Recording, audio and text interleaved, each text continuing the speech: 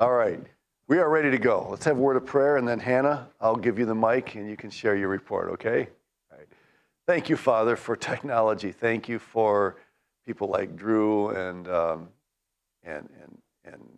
for Mr.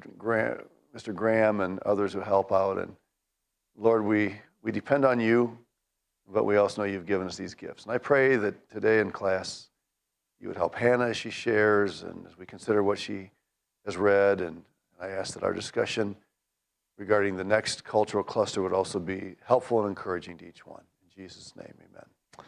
All right, get this off and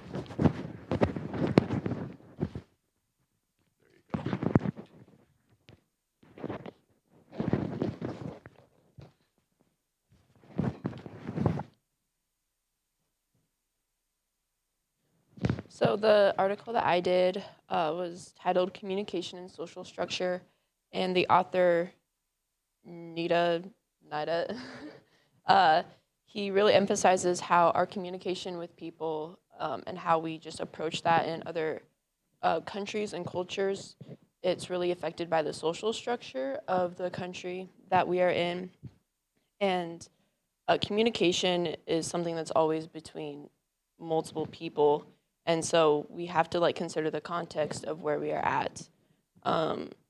The society that we are in, there's always different rules of how social and communication things take place. For example, America would be very different than an Asian country just because of how their social structure is. And it's also affected by the different classes within the social structures. The social structure is also largely affected by the religious point of view. So if we are going into a new culture, trying to teach them about God and the Bible, it can easily be rejected by how we are approaching it because of their background, whether with tribal or national gods or just ancestral things going on there. He gave the example of newcomers to Christianity, if they've been from a more pagan society, how difficult it is for them after they've converted to Christianity and then going back to their home culture because the social structure is so different, and they will often can be seen as an outcast just because of the structure and how they have kind of left that, it's viewed as, from a religious point of view. And he warns us that missionaries who are in a non-Christian society, that it is very easy for their message of the Bible to be rejected because they don't realize how they are approaching it and the differences in the social structure from what they have been used to. And he says that it's very easy for us, if we're going into that new culture, that we have a very specific idea in our minds of what a Christian should look like. But the social structure we are in is very different. And so if we're trying to just press this message upon them and turn them into what we think a Christian should look like, then it is usually not going to be accepted very easily. And so he gives us a few points just on how we should approach the social structures and what things that we should consider if we are going to a new country or culture. You need to distinguish between the different types within one country, because it can be a country very different from the States, but even within that country, there are going to be differences, whether it is a rural or a more urban type of community. And even within that, whether it is more homogeneous or heterogeneous in the character. For example, the urban society, it might be more closely related to what we might be used to, depending on the country that you're in. Whereas the homogeneous society could be very different, but it's going to be more of the common people. And so if you are from a different country from them coming in, it could be a little bit harder to connect with them. For Sweden, for example, is going to be a more homogenous society, where the United States is more heterogeneous and is much more different. But even within countries like Peru, he gives the example how the cities in Peru would tend to be more heterogeneous like the United States, but if you go outside of the cities, it will be more homogenous. And so just distinguishing the differences within one country and not going in and treating everyone the same because it will be taken differently.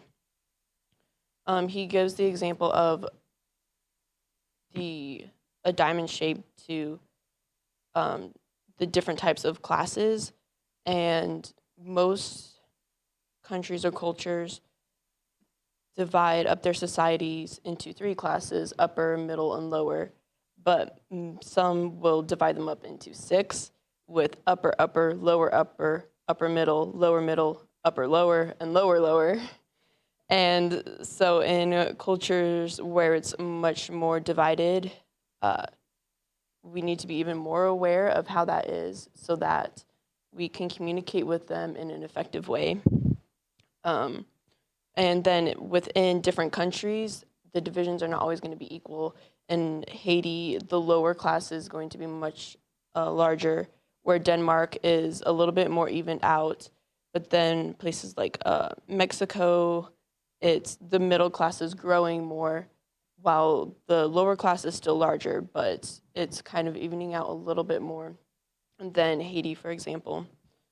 Um, and then communication within these different social structures and contexts.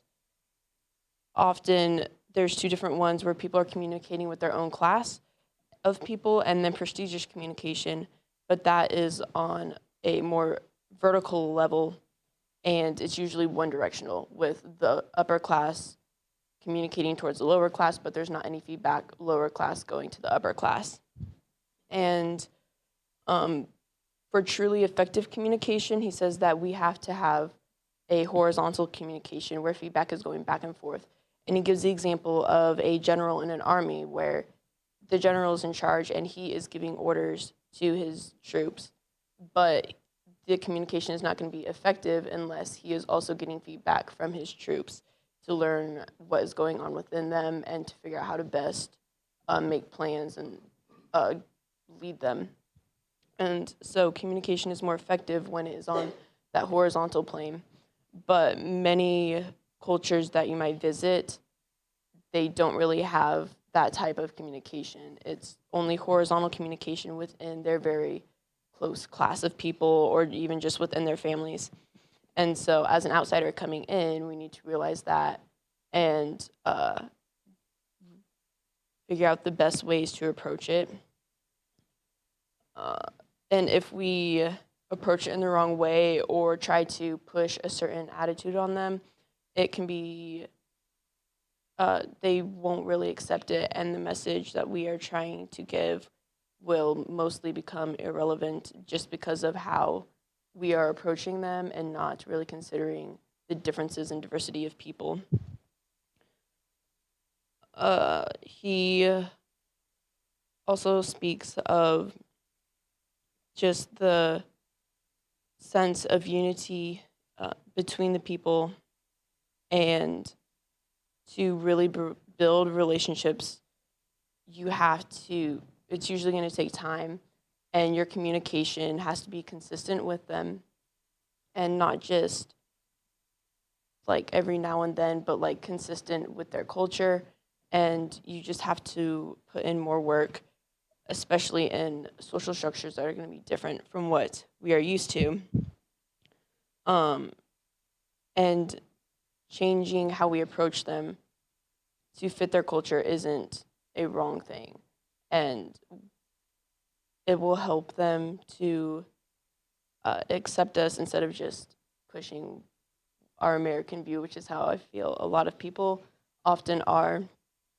And even within the States, if we are trying to minister with people from a different background, we need to consider that as we are trying to communicate with them. He says that each class or subculture must be reached within the context of its own life.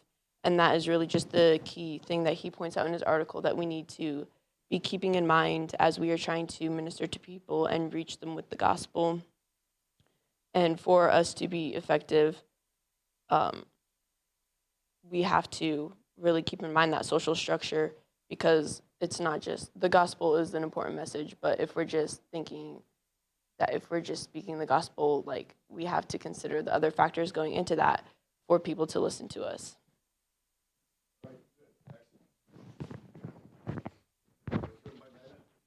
Eugene Nida was a pretty well-known anthropologist from yesteryear. He's been dead for quite a while, but all right. Yeah, thanks. If you think about it, communication always involves some element of translation. You go to a country that's polytheistic or animistic, and you start talking about God. If you don't know much about that culture, you start talking about God, in your mind is a monotheistic idea about God. They're listening to you, and when you mention the word God, they're thinking in terms of a plethora of gods, God for this, or ancestors, or spirits, or whatever. So the whole concept of God is different. And so something about God is lost in the translation, right? You go into a culture that's matriarchal. The mothers are the ones calling all the shots because the dads are out, working, and they don't take care of the family. And you're trying to teach them about, God's order in creation and the headship of the husband and all that. So you're understanding one thing, but if you don't understand their culture, the nature of their culture, and you explain it from where you sit, it's going to be filtered and translated into something that's very different from what you're intending to say. So one of the purposes of this class is to help us not eliminate, because we never will, but reduce the amount of translation that has to go on when you're communicating, whether it's verbally or with nonverbal communication.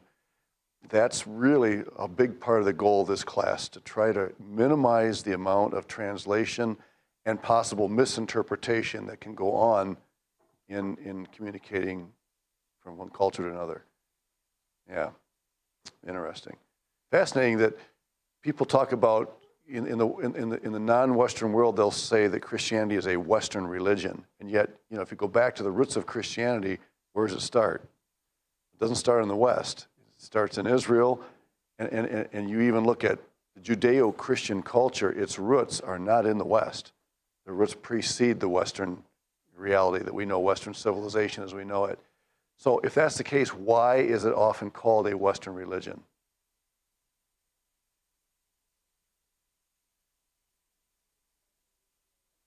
It is more embraced in the West. Yeah, that's been the typical pattern, although we talked in an earlier class today in Theology of Mission about the change of the center of gravity of the church today. That is changing today. Well, think of who is, Hannah, were you going to say something? Go ahead.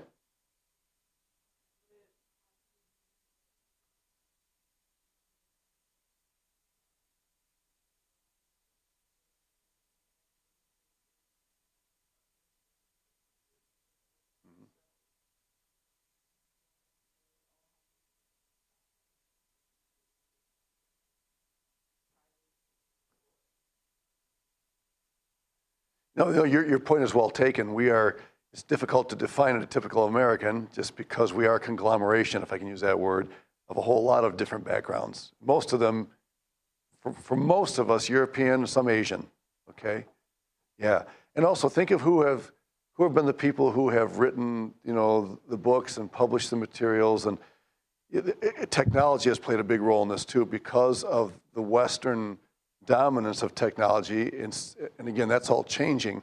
But looking at the past, who were the leaders? Look at the Reformation, what happened then.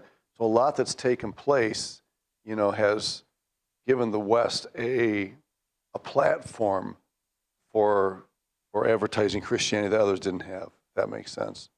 So anyway, very well done. Good article. So, Daniel, you're on for Thursday, 31st. All right. Okay, let's get this open. If I can here, just a minute. All right, Latin European cultures. Now, don't get confused. The next one we'll study is Latin American, okay? They both have the word Latin in them. But we're starting with Latin. Why do we start with Latin European rather than Latin American? Alphabetically, it'd be Latin America, right? So why do we start with Latin European? Yeah. Right. Historically, the roots are in Latin Europe. Yep. Now, the very fact that we use the designation Latin European tells us that not all of Europe is Latin. Okay. What did we just study previously that makes that point? What was our last cluster?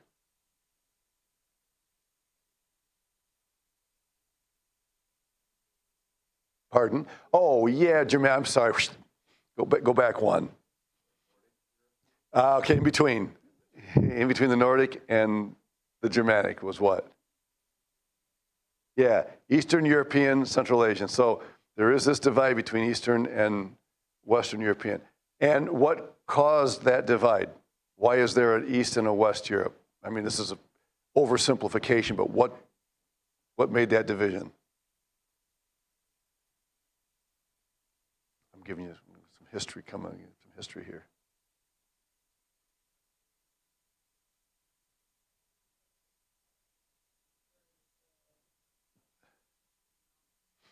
Okay, geography does have something to do with it, but I'm thinking more of something that happened historically. Yeah, when the rise of Constantinople, the division between Rome and Constantinople, Western Europe, Eastern Europe, Catholic Church, Eastern Orthodox Church, that's what really brought this all about. So now we're looking at, so there are really three clusters in this whole larger scheme of things. You've got the Eastern European, Central Asian, over here, then you got Western Europe, and you have inside of that the Germanic culture.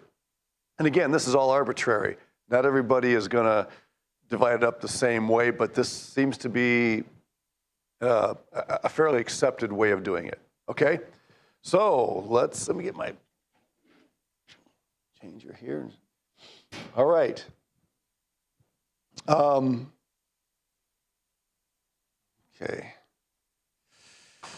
Second. Sorry. Back up here. All right, the remains of the Roman Empire. You really can't study this cluster without knowing something about the Roman Empire, okay? Doesn't that make you happy? How many of you enjoy studying, Roman Empire history, that? Okay, good. Yeah, there are so many good sources out there. If any of you are familiar with the great courses, it's not free, but it's not Christian. There's a lot of good information out there, courses you can take, and it really is helpful. And this should go without saying, but really, even to study the New Testament, we should have some background understanding of the Roman Empire, because that's the era in which the New Testament was written. So what about the remains of the Roman Empire? I don't have this in your notes, but when do we normally identify the termination of the Roman Empire? And I know in a sense there wasn't a termination. In a sense it's kind of gone to sleep, but about when would you mark the end of the Roman Empire? There's not an exact date. Give me a round date.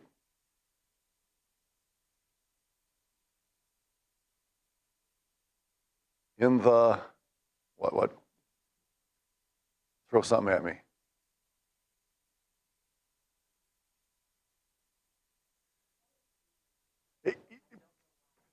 Okay, it's probably a little beyond that, to the 400s. It was already disintegrating by then. 313 is when Constantine came in and published the Edict of Tolerance.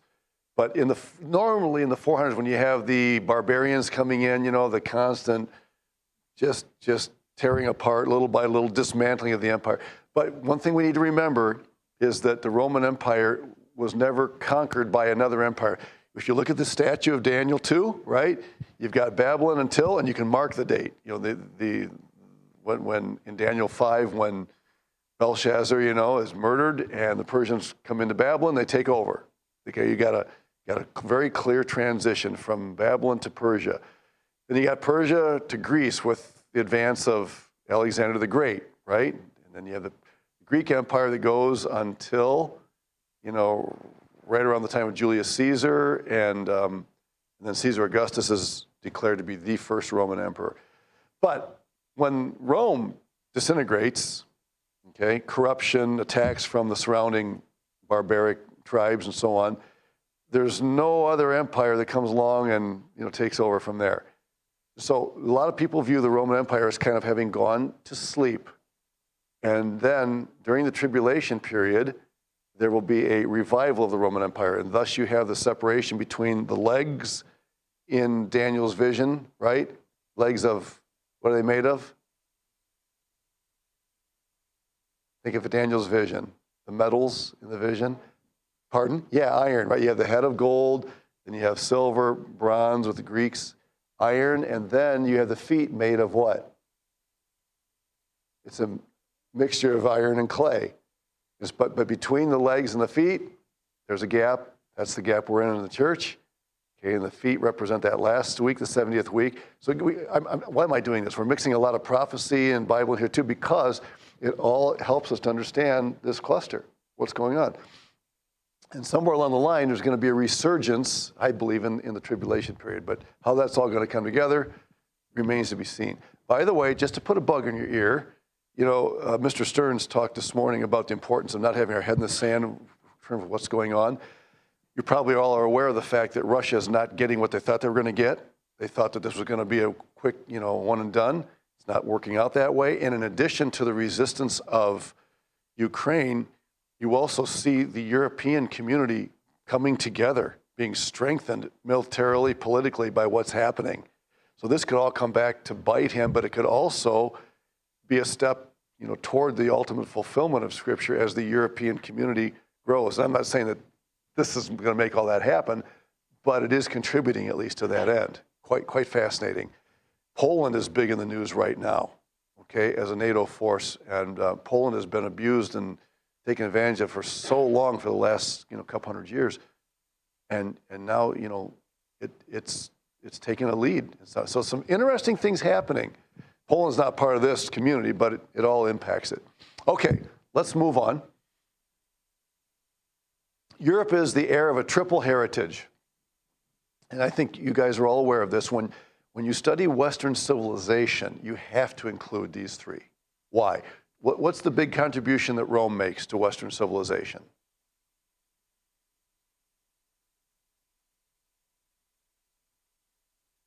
Just in general. When you think of Rome's contribution to what the West is today, what comes to mind? Yeah, a lot of our politics, and along with that, the military, the way we do military. Yeah, that's probably the biggest thing. And of course, we know that the Romans inherited some of that from the Greeks, right? In fact, the great democratic experiment was in Athens, 400 BC. All right, good. What about Athens? I just gave you one of them, but besides that, what's another contribution of Athens?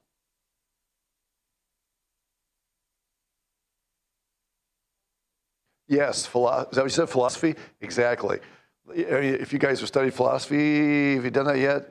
Or is that required for your course? I know you, okay. Is it, how many of you have to take philosophy for your program? Okay, yeah, I mean, Greek philosophy is a must in understanding what's happening in the Western world. And Jerusalem, whoa, that seems out of Jerusalem in the West? Well, hold on, we're going to get to that, but what is the contribution of Jerusalem? Yeah, the spiritual contribution, yeah, especially Christianity. And we're going to deal with the issue of why actually Israel is part of this cluster. We're going to talk about why. It's a hard one to fit in. So there you go. Those three right there, you know, really deserve our attention because they are foundation stones of Western civilization. Okay? All right. So here they are. Here's Jerusalem way over here. Here's Athens. And here's Rome. Now again, Israel, you say, that's Middle East, isn't it? Why are we throwing that into this cluster? Well, we'll get to this, but let me pick your brains just to get the ball rolling. Why would you include Israel in this cluster? Okay, Greece and Italy. But why Jerusalem? Why Israel? I mean, we already mentioned the fact that it's, but looking at this, what else do you see here that helps you understand why Israel would be a part of this?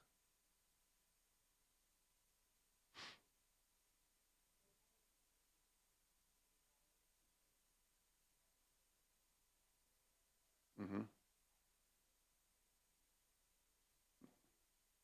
Okay, yeah, geographically, exactly. It's on the Mediterranean, just like these others are, okay? So even though we associate it with the Middle East, it has had a lot of interaction with the Mediterranean world, unlike some of its neighbors, okay? And as a result, that's one of the reasons why we include it in the culture. So, okay, anyway, little background. So why Israel? Israel's uniqueness makes it difficult to associate with any cluster. Israel could be considered its own cluster if we wanted to. And by the way, that wouldn't be such a bad idea. I mean, didn't God intend Israel to be unique when he created it? Yes, he did. It was a theocratic nation, the only one that's ever been a legitimate theocratic nation.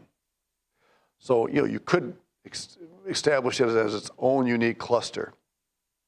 Israel's geographic neighbors, the Arab nations, part of the Middle East there, share a collective rejection of Israel that makes it difficult to unite them in the same clusters. In other words, even though they're close geographically to them, that's about it.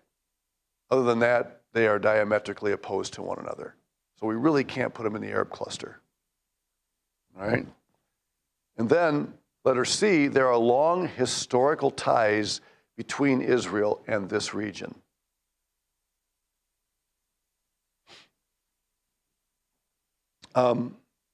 If you go back to that map, which I won't, okay, Israel's over here on the east side of the Mediterranean. Israel was always that very fragile, vulnerable, scary border, eastern border of the Roman Empire. Why? Because on the other side of Israel, there were still the Persians. Even though the Persian Empire was long gone, those nations, the Arabs, they were still very powerful people. And the Romans were always concerned about maintaining the security of that eastern border. Okay, and so there was a relationship from the earliest days of Rome. Israel and Europe share the same Mediterranean Sea. Anybody want to take a stab at what the word Mediterranean means?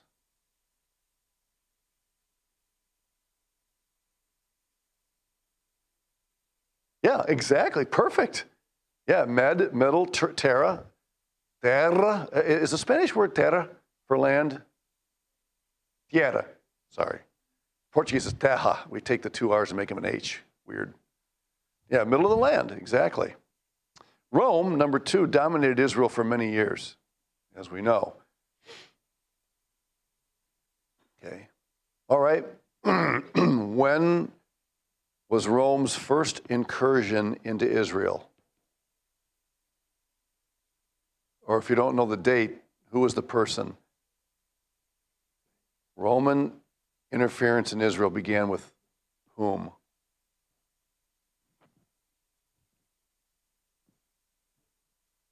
He's a well-known guy, actually vied for power as emperor, never made it, but he was a candidate.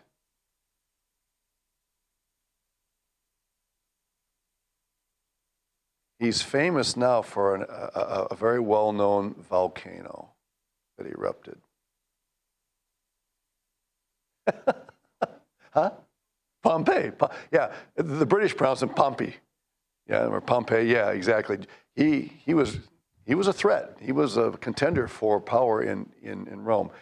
And in the year 63, he invaded. He was actually invited to Israel by one of 2 brothers who were fighting for power in Israel, 2 Jewish brothers.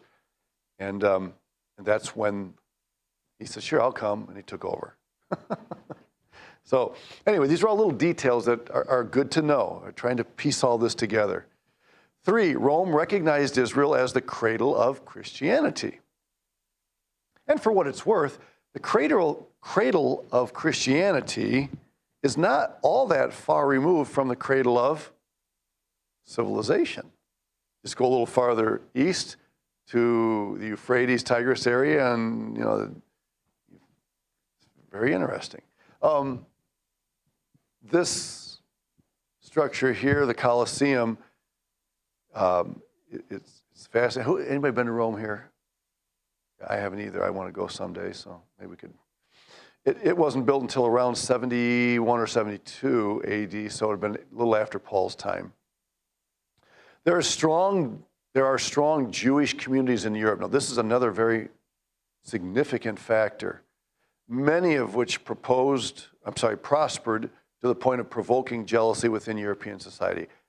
I don't remember if we mentioned this here or in another class, but that has been an issue. I think it was an Acts class that we were talking about the fact that not all Jews were dispersed around the empire by force. To some degree that was true, but many Jews took advantage of the liberty to travel within Rome and establish themselves in communities where they became prosperous. Most of the time, they lived close together. And in fact, the word ghettos, when I grew up, the word ghetto meant something, in downtown Chicago or something, where minorities lived. But really, ghettos was first used of Jewish, well, I shouldn't say first, but at least popularly, of Jewish people living in communities of their own, interspersed throughout Europe. And so this goes all the way back to the beginning of the Roman Empire. It became a special problem. It's always been a problem to Europeans, but it came to a point of, it came to a boiling point, I guess, if you will, during the time of World War II. Many Europeans were upset with how prosperous the Jewish communities were becoming. They're very talented people, very gifted people. Robert Weber says Christianity started as a mission, purpose-oriented movement in Jerusalem, was adopted by the Roman Empire and became part of the state, then got to the U.S. and became big business. That's in your notes there. That's probably a bit of an exaggeration, but maybe not totally, all right? Christianity became very financially prosperous in the U.S. like no other place in the world. All right. And by the way, just prophetically speaking, there are some who believe that when you look at Bible prophecy and you see Europe rising up again, that the United States is somehow connected because of our roots. Hannah, I think you mentioned that we have so many of us are combinations of, descendants from Europe. And that is possible. The U.S. is not mentioned in prophecy. So, it's hard to say for sure. Okay. Letter D, in any part of the world, religion and culture shape each other. This has been especially true with regard to Judeo-Christianity in Israel and Europe. Well, give me a really good illustration, a really good reality in our daily work week that reflects the Judeo-Christian combination that rose up in Europe. What it is about our week that reflects that. Yeah, we have a weekend. Where did the idea of a 2-day weekend come from? When God created the world, he said you'll work 6 days and you'll rest on the 7th, right? So where did this pop up, a 2-day weekend? I mean, I like it, It popped up right here.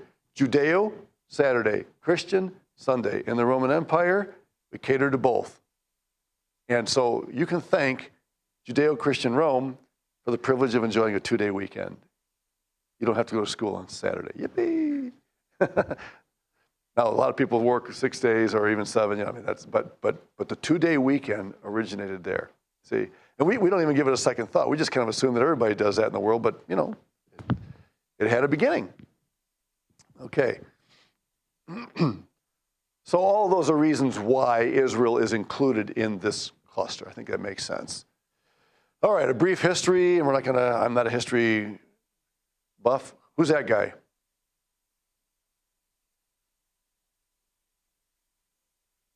Now, not Julius. They saw the word Caesar there, but Julius Caesar was never an emperor. You know, he probably would have become the first emperor had he lived, but he didn't. So who becomes the very first emperor? Legitimate emperor. In other words, Julius Caesar is the tail end of what phase of Roman history? What kind of government did they have when he came along?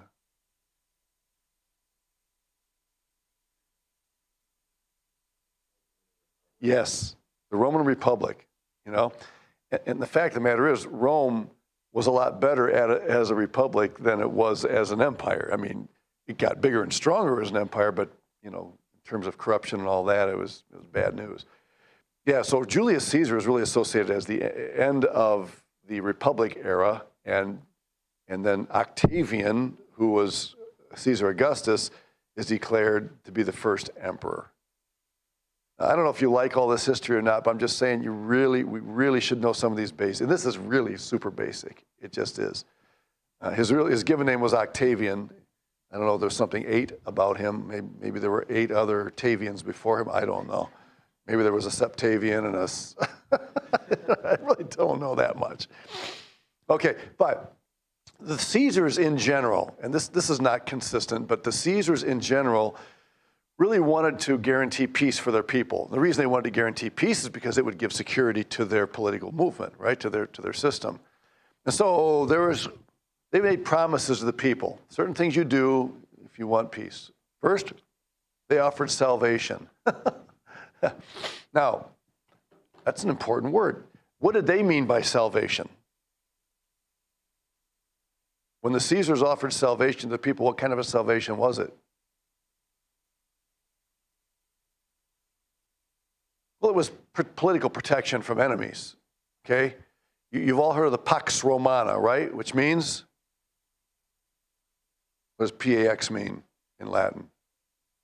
Peace, paz. Is that the Z or S? Z, same in Portuguese. Yippee. Pax Romana, the Roman peace. And the fact is, it really worked for a long time, okay? So salvation here, so you can imagine when Jesus is born and he's called the Savior of the world. Ooh, all of a sudden he becomes competition in the minds of some for Octavian, Caesar Augustus, who's considered the Savior. Yeah, fascinating to study that relationship. Number 2, okay, there's the peace, the Pax Romana. They did a pretty good job of, think of Paul's freedom to travel in the book of Acts. You know, it is amazing.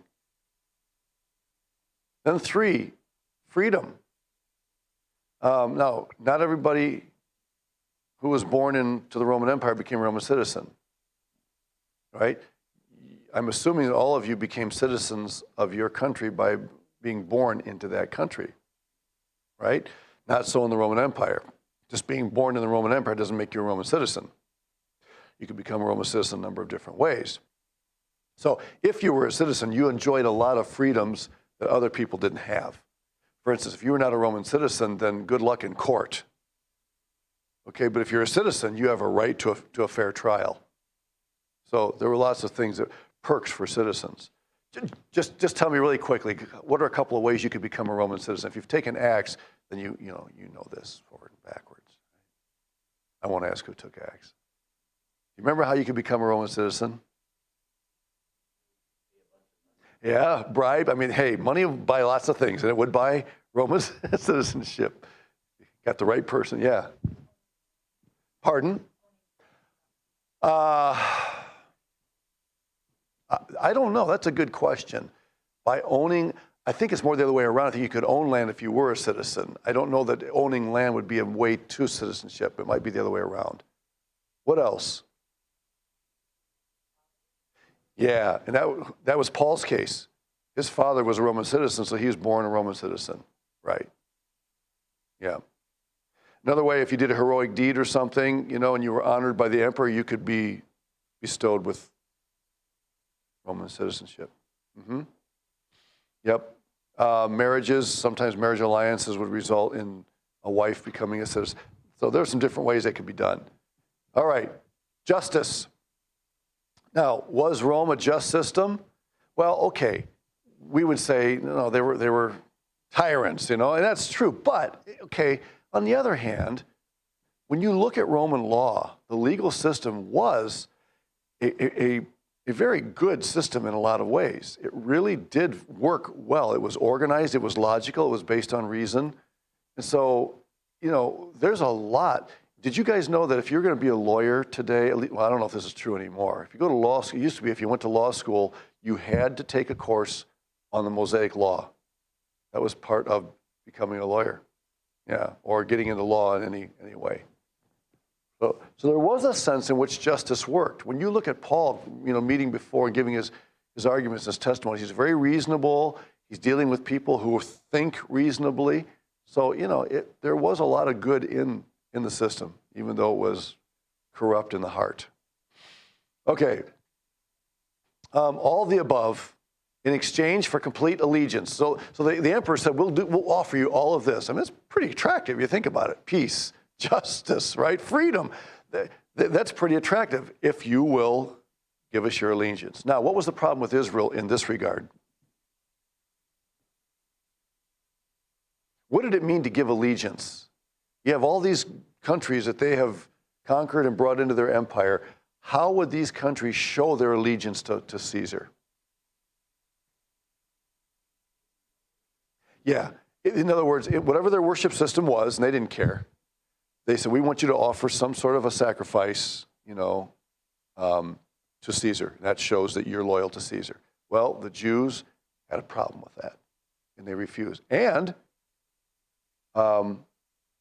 surprisingly, maybe not so surprisingly, Rome said, okay, we'll give you a break. Remember, Israel's on that very delicate eastern side of the empire. And so Rome was willing to bend a little bit in order to help keep the peace and avoid problems on that side. So they did. They didn't have to offer sacrifices to Caesar. All right. His name and image was stamped on the coinage. Anybody here into coins, collecting coins? My uncle did. He tried to get us all started. His presence was obvious at the great festivals. Whenever there was a great festival, there was some sort of parade or offering or some recognition of the emperor. His presence was also known in the court system, in the meeting notices that were posted. In other words, Rome made sure to get the name of Caesar out there at various times so that people were constantly reminded of who he was. All right? Show their allegiance. So this is the peak of the Roman Empire in 117. That's the date that if you look online, that's the most popular date offered for the peak of its prosperity, its expansion. Notice the British Isles aren't completely in, but at least partially included by that time. Claudius Caesar, who was mentioned in the Bible, actually had a part in getting some of the British Isles into the empire. But there's that delicate eastern BC, but even by 117, they had managed to bring in areas of the cradle of civilization along the Euphrates there, modern-day Iraq. But then things begin to crumble. All right. Now, Northern Europe, speaking of crumbling, became disenchanted with Rome and stepped away. So Northern Europe, we're talking about the Nordics group that we talked about, right? So what are the Nordic countries again?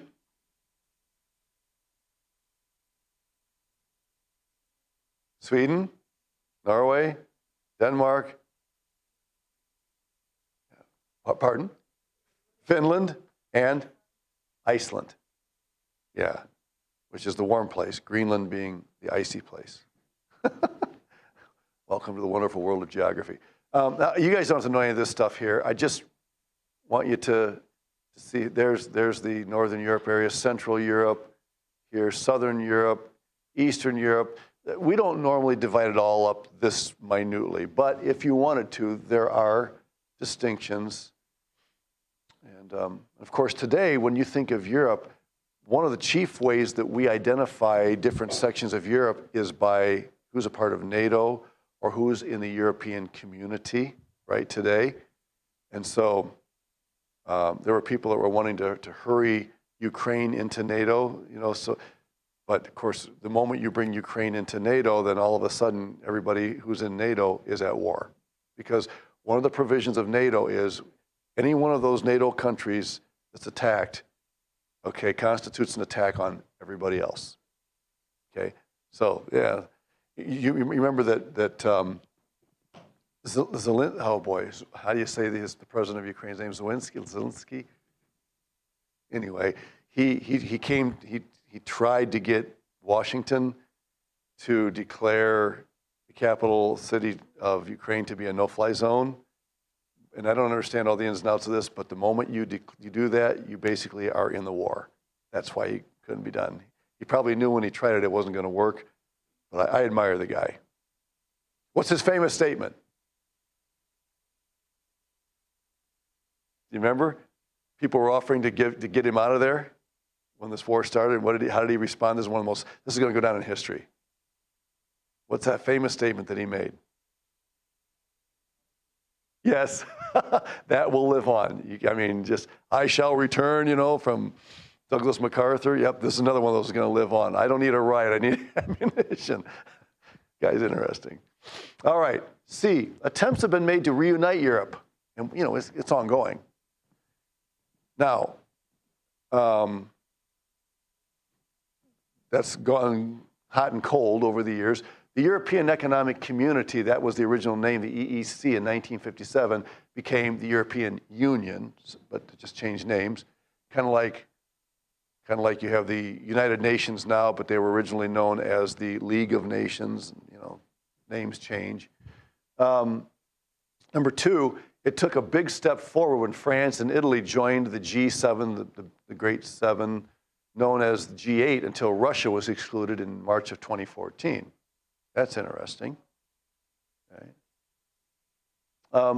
So now, how this cluster clashes with the Anglo culture. So we have a blending here of the American and French flags, because even though we identify a lot with them, there are some huge differences between the two. Even though France is one of America's oldest allies, there are significant cultural conflicts between them.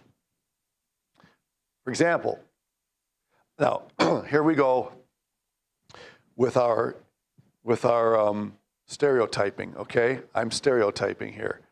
I sat down for lunch about a year ago or so with missionaries, the Barneses, who are in France. I don't say Andrew and Wanda Barnes.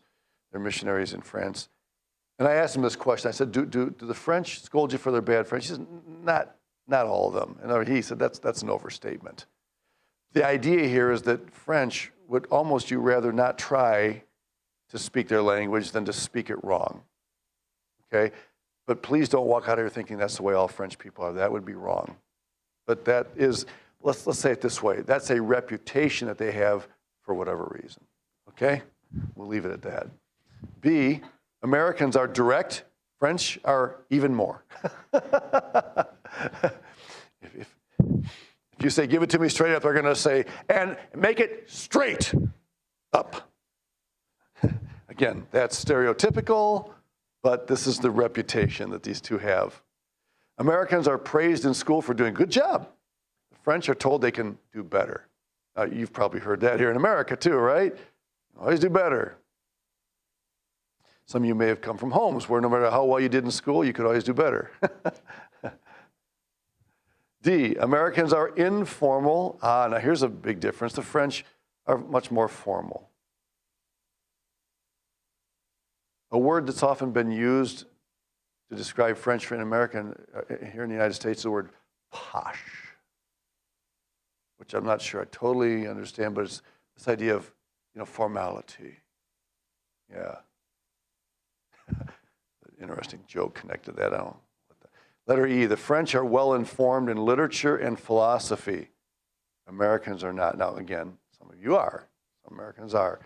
But in general, that's the reputation. I mean, look, I'm just going to confess my sin to you guys right now. Somehow I got through high school and college and never took a literature class. How did I do it? I don't know. I never even thought of it because I didn't even know you're supposed to. Okay? And I've told Mr. Horner that and Dr. Boyd, you know, and these guys start talking literature, they rattle off stuff. How many of you had classes with them, literature class stuff? I mean, I'm amazed at what these guys know about British authors, you know, American authors. And so I am definitely lacking in this area. F, a big one, paternalistic orientation, protection in exchange for loyalty. The father in the French home is much different from the father in the American home. Now remember, what I'm doing is I'm just giving you an example of how in other words, in general, Americans identify in a lot of ways with other nations in this cluster, but there is this difference between the French and the Americans. In the US, the idea of patronizing someone is not popular. What does it mean? If I say to you, stop patronizing me, what am I saying to you? Stop patronizing me. Yeah, exactly. Yep. Stop treating me like, yeah. Whereas in the French culture, you know, the role of the father and his authority is respected and expected more so than in our. I remember walking out of stores when I was a kid saying, thank you for your patronage. I don't think you see that in stores anymore. What they meant by that, you're a patron, you're a customer. There was another word for customer back then, but I don't think they use that anymore. At least I haven't seen it. 2, in France, parents speak with more authority and fathers influence their children more. This is in contrast to individualism and low power distance here in the US.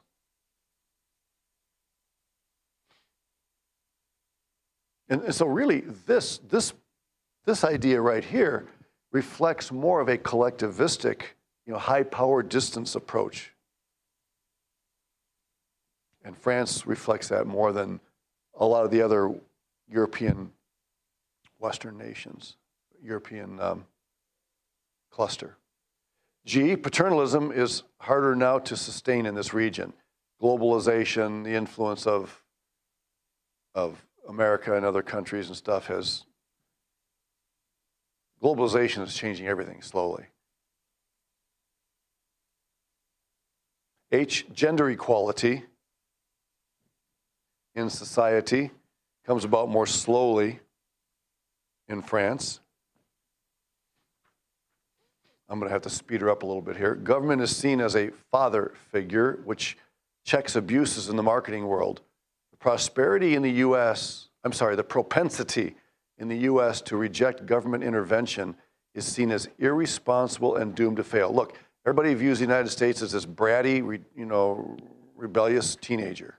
That's just the way we look.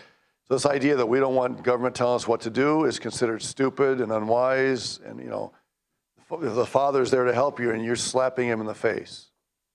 Okay? But we have our reasons for not wanting Big Daddy government to tell. For one thing, Big Daddy government is not much of a daddy, right? I mean, just that's the way we view it. But they would view it differently. Okay? All right, here we go. Food. I thought this was really good. I don't know that I can pronounce half of these. But yeah, man, I'm getting hungry just looking at the pictures. Okay, how do you pronounce that word right there?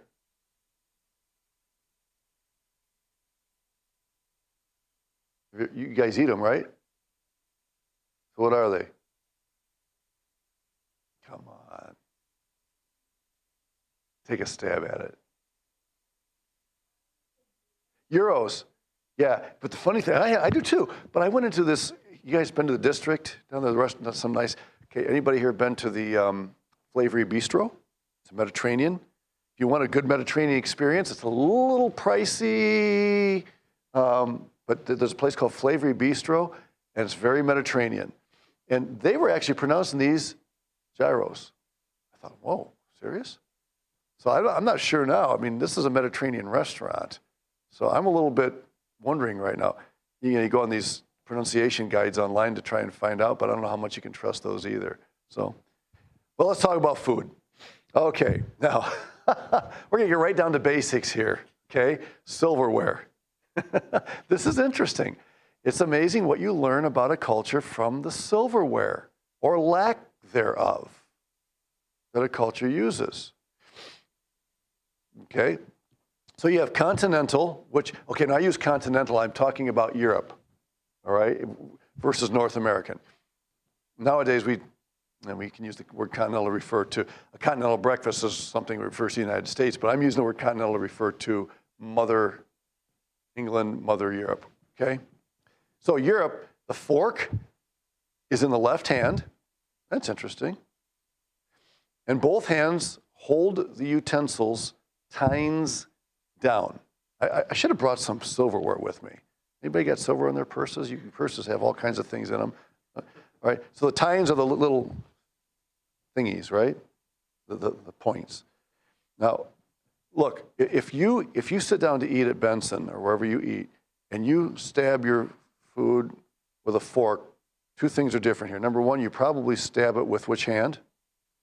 Your right hand, maybe not everybody, okay. And what happens if you stab it with the tines down and eat it like that? What's that considered? I don't know if this is true in Peru or not, or Chile. Yes, I was taught you don't do it. You can stab it with your tines down, but then you turn it, and you make sure that when you eat it, the tines are up. Instead of, you ever stop and think about why we do that? These guys do just the opposite. In Europe, maybe not everywhere in Europe, but in general, you hold the tines down and you do it in your left hand. And you have a utensil in both hands. You spend the entire meal holding utensils in both hands. Now, there are reasons behind this. What would be the reason for having the tines down instead of the tines up?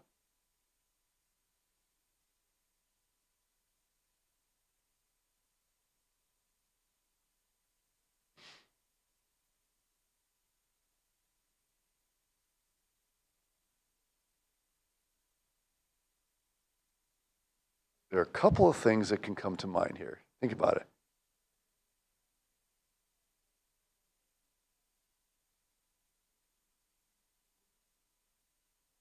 Well, but if you're holding them, they're going to be pointing towards you either way, aren't they? I'm not sure I understand.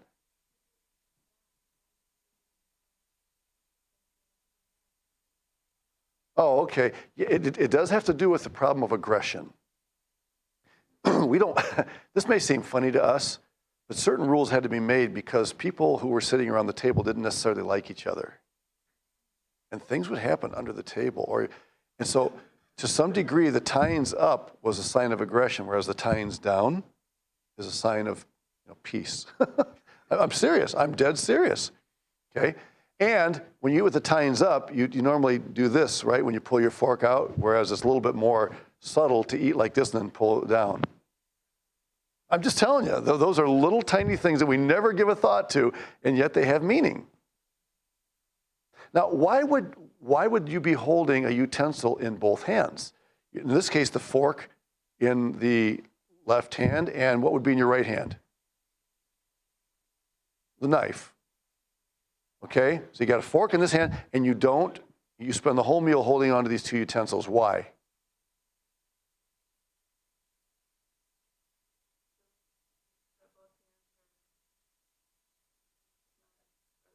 Yes. Like what other things? Yes. I'm dead serious. When you eat, we are told you eat with one hand, you put the other hand down on your lap, right? You don't do, oh no, because what's going on under the table? I'm serious. There were people who would have knives or utensils on the table and stab there next to them, Formal occasion, but you're sitting next to the queen of whatever and you hate her guts. And so your hands are under the table. What happened? Nothing. So you keep both hands visible and both hands occupied. And most people were right-handed, so you would use the right hand to cut the meat, and then you lift it up and eat with your left hand. We're taught you cut it. If you're right-handed, fine. Cut your meat with your right hand, then what do?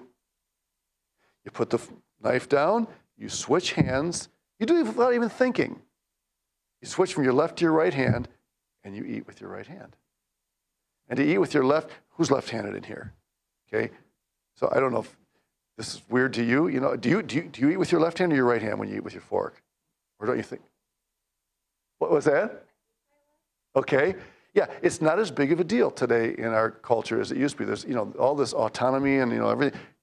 People just, we almost celebrate diversity to the point where to do it differently is honorable. I'm not saying you're doing it differently.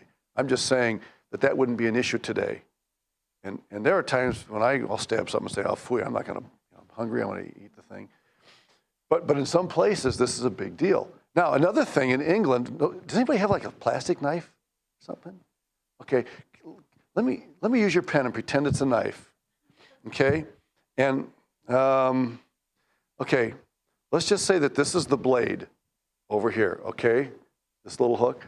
Okay, if I'm setting the table and, okay, let's say you're using a square plate. Now make that a plate. If I'm setting the table, how am I going to put the knife by your table? This is the sharp blade here. This is the dull. How am I going to set that at your table? Yeah, you're setting the table and you're in Europe. So the sharp edge is pointing this way. Why? Exactly. If you set the table with the knife, and again, I'm talking formal settings, and the sharp part of the blade, the knife, is pointing toward him, that's a sign of aggression toward your neighbor. You don't like Daniel. You'd like to just go whoosh, slice him right there. Oh, let's see, whose pen do I have again? I mean, isn't that weird? Now, we're not even talking, I mean, we're talking utensils here. We're not even talking about chopsticks here. Or in India where you don't use any. Okay, India, you make a shovel with your fingers. See, this is all fascinating, and there's so much to learn about culture. So if you're working in a culture like this, pay attention to the norms. Pay attention. Napkins, where do they go? They go up here, or they go on your lap, or do you just wipe yourself and stick it right on the table next to you, like I do sometimes? What do you do with napkins? Observe. I don't have any, profound information about the position of napkins, although in some cases, in formal settings where you're wearing very expensive clothing, it's appropriate to put the napkin up here so that if you spill something, it doesn't get those very expensive clothes dirty. All right? Brazil. We're eating. Now, this is Brazilian, but I'm just going to throw it in since we're talking about, oh, nuts. No, I'm not. It's 10 after. We'll get to that in Brazil.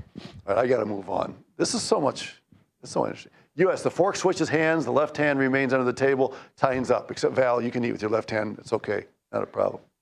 All right.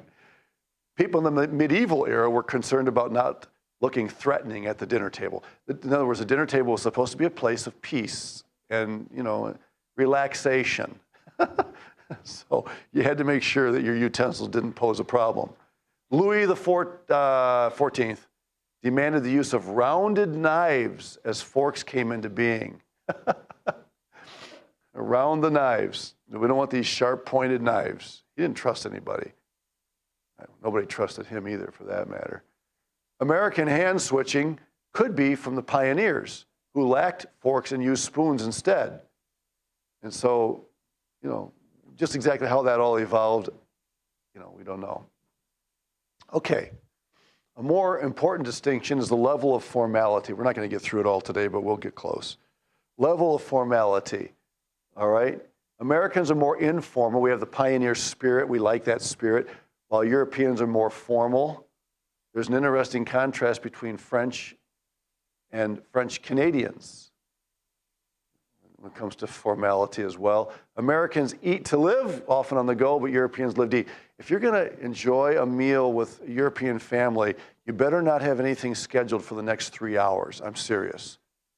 If they're going to start dinner, they probably won't start eating till 7 or 8 at night anyway. And so it goes right on 10, 11 o'clock at night. It's a very long event. And yet how many times, I'm going to eat, and I've got a meeting coming up, so my wife's bringing something we're going to throw in the microwave, heat it up quick, eat it, because I got to get to a meeting. We're just so used to doing that. And but if you do that in Europe, it's going to be very difficult to establish good friendships. In Europe, a meal is an event. that may last several hours. Servers will not bring the bill till you request it. That's true in Brazil, too.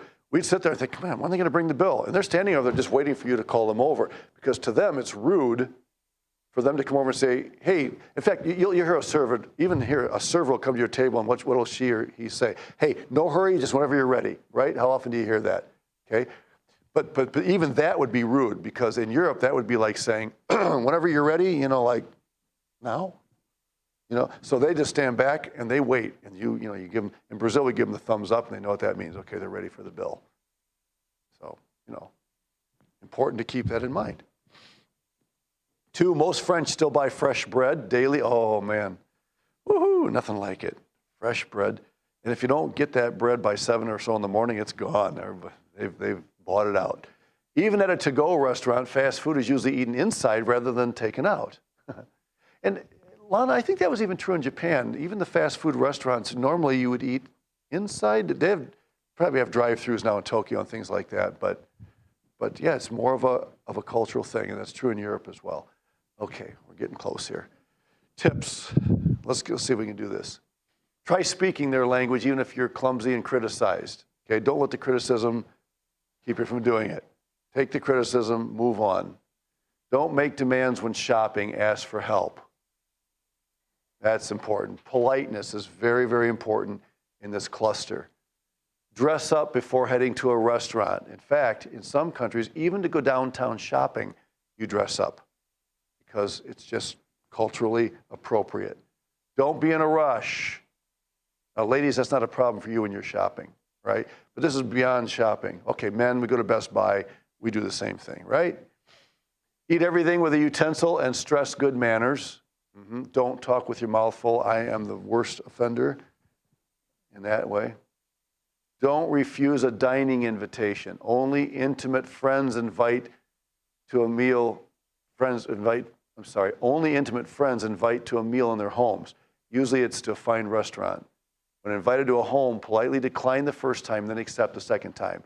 And I don't remember if it's in Argentina or some other Latin American country, you're actually supposed to wait till the third try. You say no twice.